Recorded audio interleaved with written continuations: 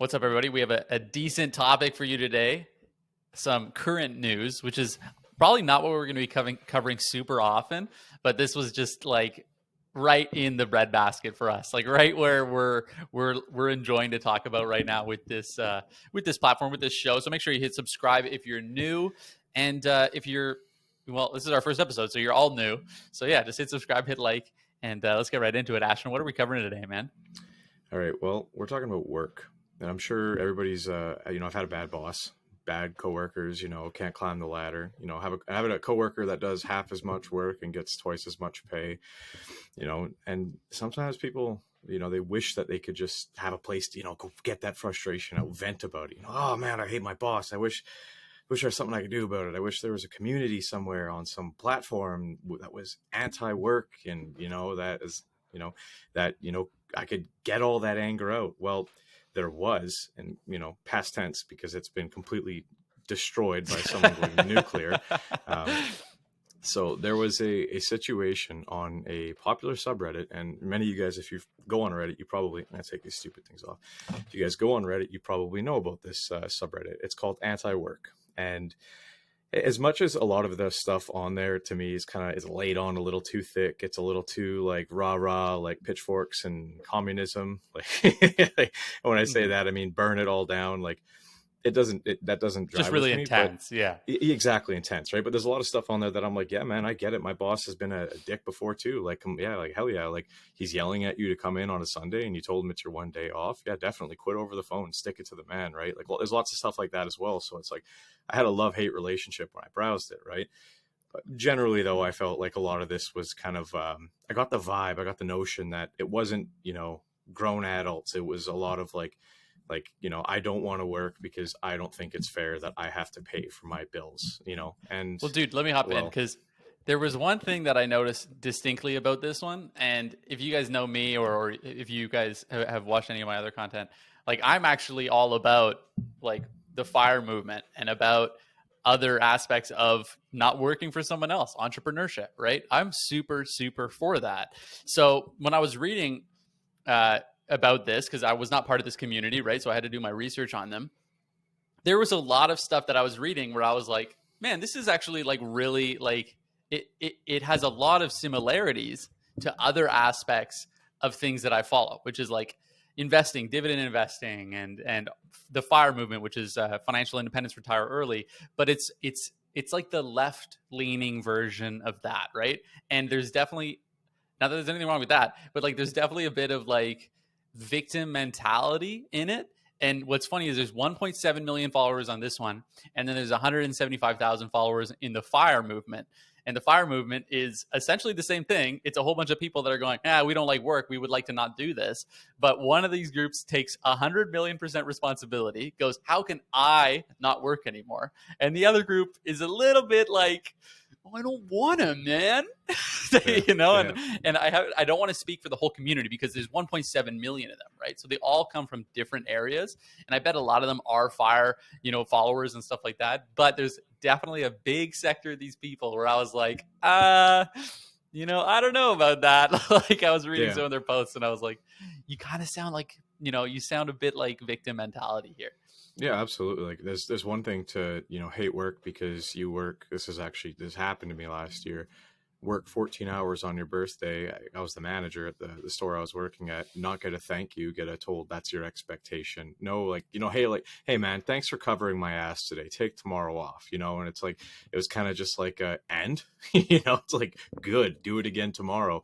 So like, I definitely resonate with people that are coming from a place of like just because you have to work doesn't mean you should have to work in a place that's consistently, just shitty for you and your mental health. That being said, alluding to what Riley just did, I apologize if my voice is a little raspy. I'm fighting off Rona 19 right now. So, but building on what Riley just said, like there's like a big element of this that gets missed, right? So it's like over here is like, I don't want to work. And over here is like, I want financial independence. And so many people like, they just stand over here and they just look off the pier over at this little boat, this little yacht in the ocean of some dude who's financially independent. And they're like, damn, how did that guy get there? Like, it must have been his dad. And then they turn around and walk back off the pier, right? As opposed to maybe, like, okay, well, like we talked about this on our first episode, which I'm not sure if we posted, but it's the little decisions you make that lead to you being able to have that life where you don't have to work, to have that financial independence. And it also depends on the quality of your employment, right? And that's another thing, right? Like part of that is taking responsibility for yourself. I personally was managing a grocery store, realized, hey, not a big future in that for me. I'm going to go back to school, right? It's hard. I incur a debt, but I mean, debt is leverage. So use that and take it where you basically have to make a decision that's going to allow you to, build your own little dinghy to get to that yacht. Or, you can just mod a subreddit and watch it all go up in flames when you go and have a Fox News interview, right? There's Yeah, always and that something. alternative. So to go here's what happened, guys. There was a Fox News interview that the subreddit had, as a community, voted against, right? And then the moderators, or at least a moderator within the subreddit, the head moderator. So that was the head moderator. There's a head was moderator. like, I don't know, man, this is kind of my time to shine, and decided to do the Fox News interview. Now, if you're not an American or don't consume American media, Fox News is definitely the right-leaning sector of news in America, right? And like when you look at r/AntiWork, this is definitely, like we said, it seems as though it is mostly left-leaning. That doesn't mean that all the members are left-wing. There's not a whole lot of pull up your bootstraps going on. Yeah, there's a lot more like, we should write I saw one person write, hey, we should write a manifesto for the thing, and it's like, no one says manifesto. like you would say, we could write a guideline. This has never been done before. This has never been done before. We could write guidelines for what we believe in. There's a million different things you could say. Manifesto is he's like sitting there. He's like sitting there racking his brains. Like, take the way people make stuff. Take the way people make stuff. That's never been used before. Yeah. Not as catchy as seize the means of production. But, it's like the Walmart brand. So this is Walmart brand Marxism. Great value. Yeah. But anyways, like going on a Fox News interview more than anything is definitely entering the lion's den. You're not going into like a positive environment. If he went and did a CNN interview, or I'm not sure if they went and did a CNN interview or whatever it might be, you might be met with like a lot more, hey, like, softballs. So yeah, and what could we do to make work more sustainable and stuff like that. And in America specifically, I will say, like, the work-life balance is not good. They have a lot of work that they could do to make it better, et cetera, et cetera. Everywhere could, really. And I totally sympathize with not wanting to have to deal with terrible leadership, not wanting to have to deal with bad bosses, wanting to find meaning in your work, stuff like that. It all makes sense, which is why we're saying, like, this is kind of like, this is sad in a way that this got detonated the way it did, because it just sucks, because here's this anonymous moderator, right, that just comes out of their like swamp basement or whatever it might be, right? Looks like the most Reddit person of all time, even though you're talking about one of the biggest sites on the internet, right? Like, everyone, so many totally chill people use Reddit. Unfortunately, this person just completely embodied it. Goes on a Fox News interview, right? Walks into the lion's den and just gets completely laughed at. Actually, like, touch on some things they said, because I'm kind of blanking, but there was a couple really key funny moments of the interview. So like, it's right off the bat, like the Fox News interviewer, you can tell this guy's like a total Chad. The moment he sees this guy, I'm going to throw up on the screen the person we're talking about, what they look like, just for context here.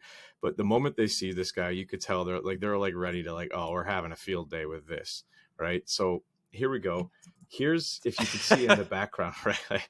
So this is them. You can see in the background, it looks, you could judge, maybe, I'm assuming a basement. It looked like maybe mom's basement, right?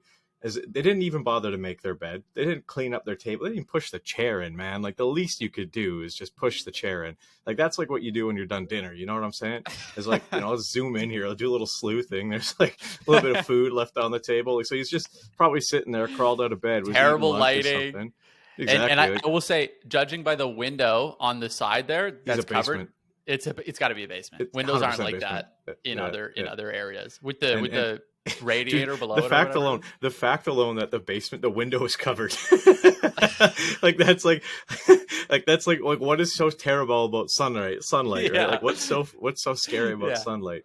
But anyway, yeah, unkempt bed, unkempt chair, unkempt basement, kind of unkempt appearance here. And this is, bear in 100%. mind, like, I'll be real, like, look at me right now, right? Like, I've got like this like disgusting thing growing on my face. I'm not going on Fox News in 10 minutes. Yeah, that's a great point, man. You know what I mean? Like it's like, but by all means, if you want to look grungy, be grungy. All the power to you. You know, we're in a global pandemic. People want to stay home. Rock You're on. not representing like, 1.7 million people. Exactly, right? And Yeah. especially against their wishes. Like, at the very Yeah. least, you think you'd spiff up a little bit, right? But anyway, I don't have a transcript of the video, and honestly, it's not necessary, as if you're viewing this, you've probably already watched it. But one of the key things first that he mentioned in the video when spoken to about, basically he was asked about work and how many hours you think you should work, etc. Well, he responded with something in kind to, I think laziness is and I'm not even kidding, laziness is a virtue. He said laziness is a virtue in that our society has forgotten. So right off the get go, like you like the Fox News viewer, that's like when you're talking to somebody and they say something that's so out there and so baloney, and you're like, you're trying to like hold it in. That was the Fox News viewer. So like at that minute, like immediately, everybody watching that live collectively face palmed, and they're like, okay, this image goes that far to describe who we're dealing with in this instance. So he, as the interview, like as it goes on and he continues and he's asking him questions, he's kind of poking and prodding him. You can tell him at this point that the interviewer does not take him seriously, right? It's not like, and this guy can't really be taken serious. He asks him, ideally, what would you do for a career if you could? And he said, well, I think being a teacher. And he's like, oh, a teacher of what? And he's like, well, a teacher, of philosophy, critical thinking, reason. He starts listing all these things, and simultaneously saying that he thinks that a work week should only be 20 to 25 hours because that's the work week he works. You might wonder, what job is he working in this incredibly long and exhausting work week? Well, he walks dogs. So. Yeah. And I mean, dude, I knew someone who made 6 figures walking dogs. Totally valid job, honestly. And like totally valid. Here, Ashton, you can take that down, by the way. But totally valid job, totally valid.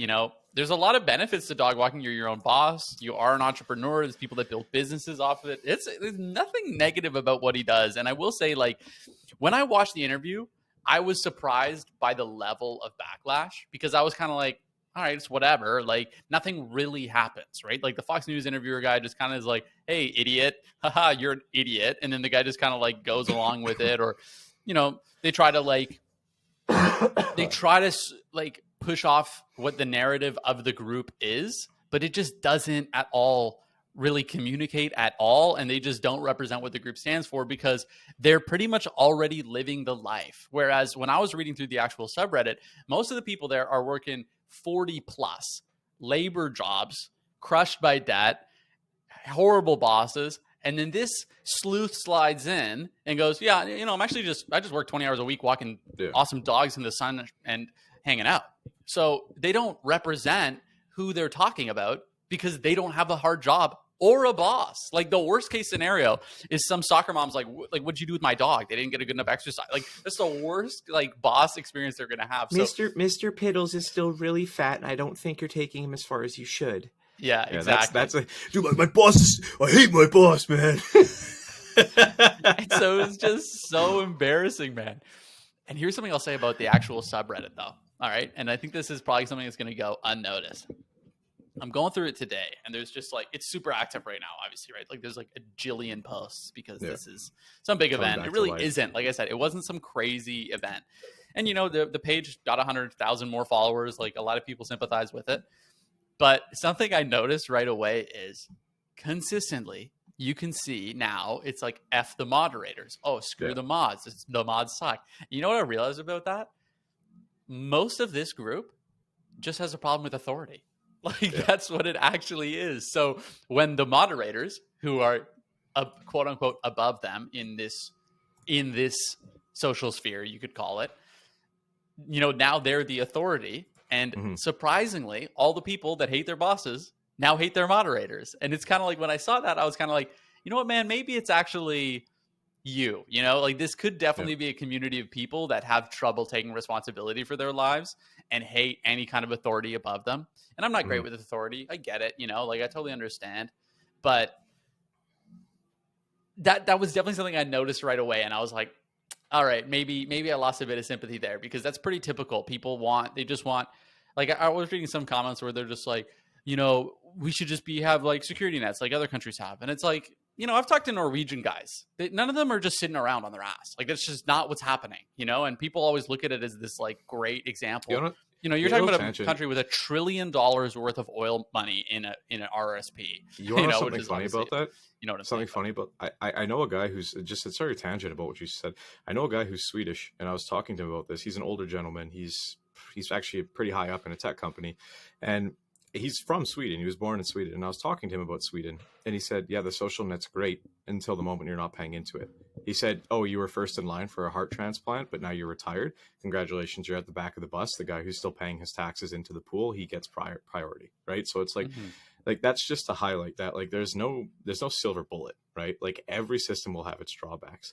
But yeah, to build on what you were saying about like the problem with leadership and the problem with authority, how ironic is it that with this anti-work subreddit, that like, what would a bad boss do if the bad boss did something embarrassing, right? No talking about it at work, you're getting suspended. We'll fire anybody right now if you... Yeah, right? So, dude, I had a guy in the army who literally yelled at us for clowning him for something.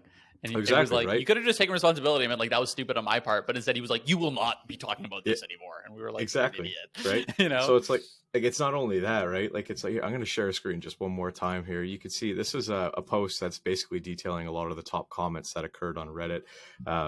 Basically, this is a rundown of what happened in the last 24 hours, right? So, been thoroughly embarrassed by one of the mods who took it upon herself to speak for a community of 1.7 million people and make herself and all of us look stupid after she was told by the community and other mods not to take the interview. We covered that. Riley's got that down.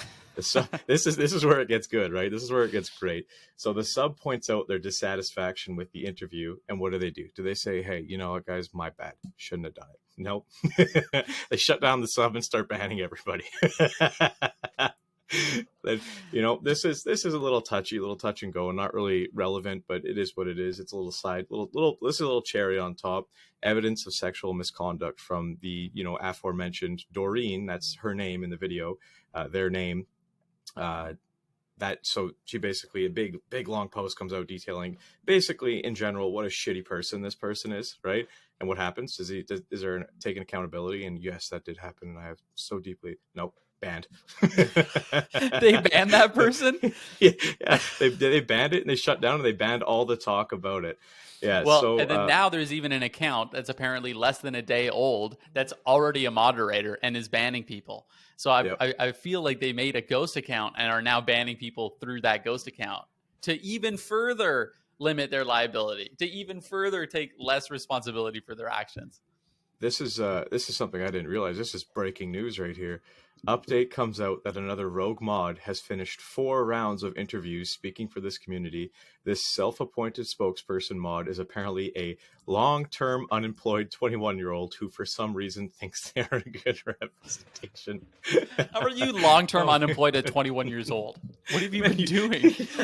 You've been out of school for 3 years. Like, oh man, honestly, this breaks my heart because like we said at the beginning of the video, like there is a legitimate cause here that I empathize with, right? Because I don't want to work 100%. For the rest of my life. I don't want to work for shitty bosses. I want to have that financial independence, that sovereignty for myself. And I think like an important message here that maybe this is what I'm picking up from it, but it's don't expect anyone to save you. And a big part of that is like it feels comfortable and it feels good to be a part of this group and air your grievances with a bunch of people who you and this is an important word, perceive to be going through the same things you're going through. If you're working 60 hours a week trying to feed your kids and pay your mortgage, pay for your car, struggling without health insurance, like fucking props to you because you were getting after it so hard and like you're it's obvious that you're trying. Right. It's like, so don't do yourself the disservice of getting mixed up with people who have no place speaking for you in any real capacity, which I mean is the root of why people are frustrated here.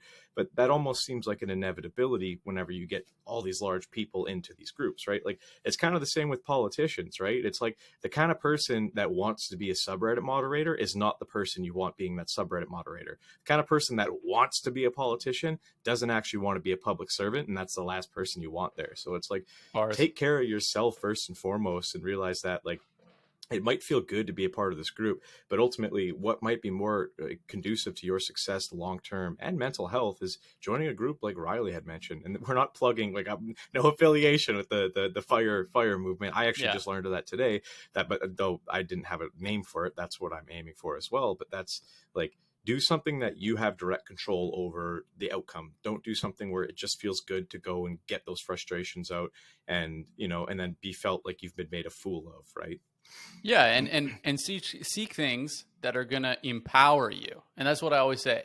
You go to a community of people that are all bitching and moaning and crying, and I don't mean to say that. I'm not necessarily saying that that's what happened here at r/AntiWork, right? I'm just saying if you went to a group that's what they were doing all day and they're all the victims, guess what? Now you're the victim. And, hilariously, these people will go and somehow think that a government of any kind is going to be able to fix this for them, which is like, you're asking the most incompetent organization on planet Earth to fix your problems, right? But, on the other hand, when you look at the fire movement, which 90% of people in fire, they don't want to actually retire at 30. They want to do what they want to do at 30. They want to build entrepreneurial ventures and not have to be stressed about if it fails, they're screwed, right? They want to have their baseline covered. And we're talking, like, I knew a guy in fire who he goes, once I'm at 16 grand a year, I'm fire. And I was like, that's crazy talk. You know what I mean? He's talking about being financially independent at $16,000 a year because he knows how low he can bring his finances, right? And that's obviously not the comfort. But when they hit that, that's when they start to build the other businesses. And next thing you know, a lot of these guys are making $250,000 a year because they were successful in their other ventures without the stress. And we talked about this in the first episode, how, having financial stress actually decreases your mental capacity, right? Which makes a lot of sense. It does make sense. But what I'm saying is, when I was looking at this community, right? And a lot of people will look down on internet communities, whatever, right? And I'm not part of any. Like, when I say I'm part of FIRE, like, I'm actually, I don't join, like, I'm not a Reddit user, so I'm not actually like part of these communities. I'm just saying, like, that's just something that I was like, hey, that's a term that makes sense. That's what I'm trying to do. So I'm just going to say that's just so people can understand what I'm talking about more easily. And, like, the retire part is that's just part of the term, but it's not actually what these people are trying to do. And for the most part, the biggest part is it's an empowering community versus a community that is, frankly, they're whining about it, man. Like, when you read the posts, it's all, oh, my boss sucks, blah, blah, blah, or, oh, my debt's racking up. And it's like, well, did you take on the debt? Did you buy the new car because you were sad and you didn't have a goal, right? And you thought it would make you feel better, but now it's actually screwing you in the long run. Like, when you find communities that are going to empower you and you start to dedicate time to those communities, it's crazy the difference, man. It is crazy the difference just by being around or even reading or consuming media, right? You listen to the right podcast instead of the podcast that's saying the world is in the gutter. I see it consistently, man. I really do see it consistently. Yeah. And I mean, like, just to piggyback one final thought, it's where we're coming from here is apolitical, right? Because as far as I think both of us are concerned, whether it's we're Canadians, whether it's conservative or liberal, if you're American, whether it's Democrat or Republican, they're gonna whatever politician, whatever government, whatever party's in power is gonna find a way to bend you over and siphon as much from you as they possibly can. The point we're trying to make is look at the rules of the game, look at what you need to play the game, start playing the game on your terms the best you can. Right. And if that means getting out of your shitty job, and I mean, what you did yourself, man, like over the pandemic, learn coding, right? Mm-hmm. Self-teach coding, find a job. Obviously, it's not as easy as we'll just do it. But I mean, an answer. Well, it literally is, though. Well, that's the thing is like, and that's what I'm getting. It's like an excuse for that. Like, if I say, hey, why don't you just start coding and find a job doing that does coding? And they say, well, I don't like coding. It's like, okay, well, do you like working at Wendy's?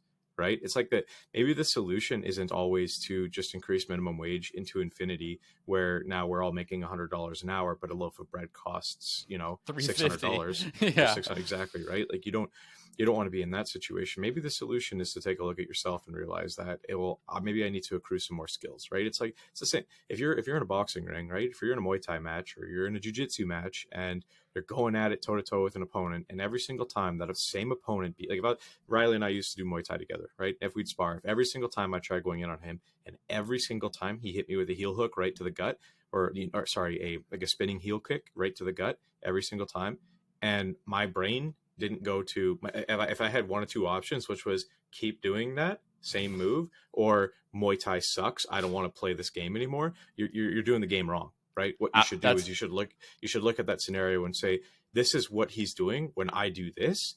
What can I do to make sure that I'm not getting hit here? And now I can smoke him. Does that mean, hey, pull back and then leap forward with like a left jab, right? Great. Now he just threw a kick. You dodged it. Now you close that gap. He can't throw it again. You're on the inside. Now what are you going to do, right? See, you're playing the game now. You're thinking, what moves do I need to play? Like real life, the world out there, like it's depressing, right? It really is depressing. This idea breaks my heart because I wish it didn't, but it's like no one's going to come save you.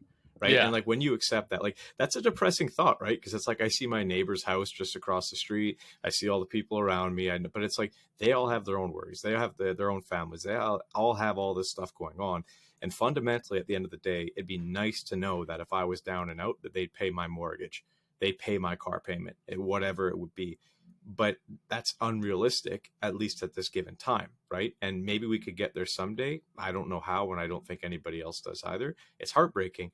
But with that heartbreak comes like there's a a yin and yang to this, because that's heartbreaking, but there's also this other the yang that's emboldening, where it's that I can take responsibility for my life. I can take responsibility for these choices. I can start to strive towards that point where I can actually get out of this hole, right? 100%, man. And that was a sick analogy. And like I see it all the time too, because a lot of the time I say if you're in a situation like this and you're talking to people like that are part of this community, some of them for sure, you could go to them with an answer like that or say something like that, and they would have an excuse, and then they would have an answer. And it's always kind of like, you just got to ask, like, what value is that excuse to you? Even if it's true that, oh, well, your boss sucks and, you've invested a lot of time into this company, blah, blah, blah. It's like, okay, that's true. Cool.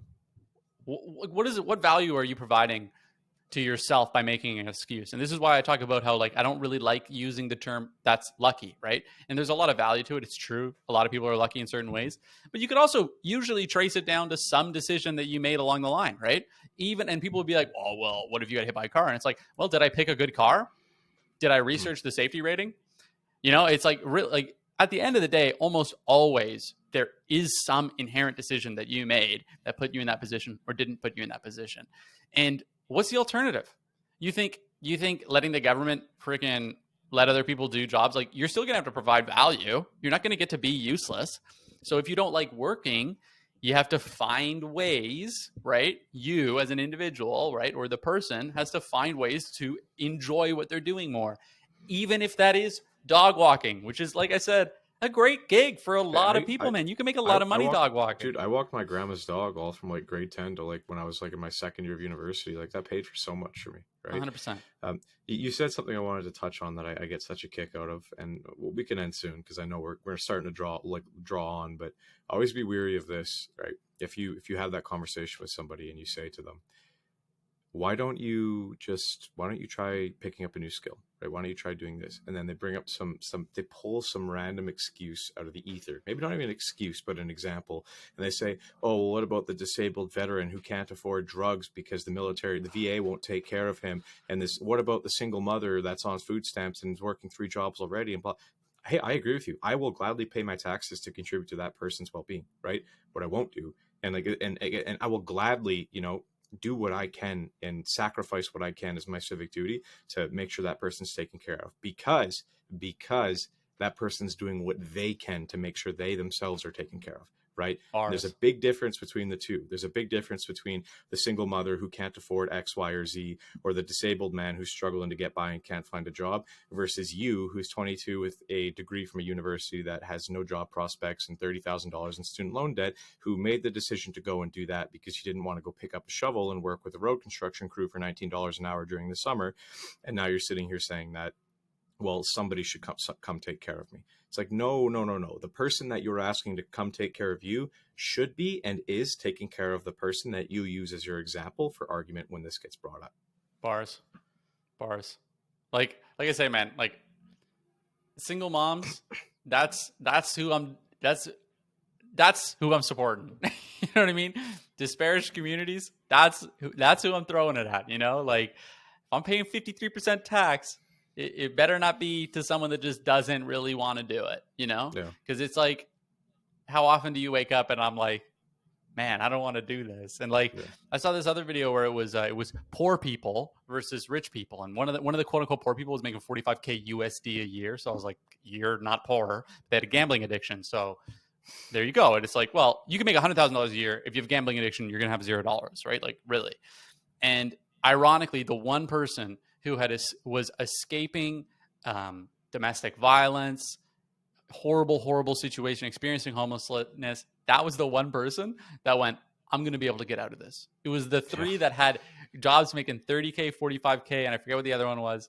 It was them that went, oh, it's the system, man. And I agree, the system has problems for sure. I'm not saying it's not, but like, you got to look at yourself, man. And to finish my point here, the girl who said, she was like, oh, I wanted to start a true crime YouTube channel, but I can't because I have these issues. I was like, dude, I started my YouTube channel. I started Roundhouse Radio with my cell phone, a Blue Yeti microphone in a 400 square foot apartment, literally 400 square feet on my kitchen table, which was also the like make food table because it's 400 square feet, right? And I did it on 26,000 I made that year Canadian, which is like 19 grand. Okay. And the rent was $2,000 a month, which I was splitting. So take that, like, that's why I see it a lot. And a lot of people say, oh, you got to have empathy. How can I have empathy if I've been in twice as bad as that and worked out of it, right? So I get it. I understand. I try my best to be empathetic. But at the end of the day, you can fix your own problems. And I think that that's more empowering than any other sentiment. And that makes me feel so much better than when someone goes, oh, woe is me, you know?